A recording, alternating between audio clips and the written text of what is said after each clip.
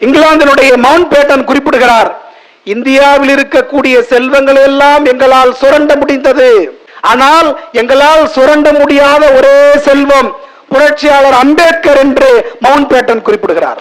Doctor of science Ambedkar படிக்க போறாரு, லண்டன்ல படிக்க போறாரு.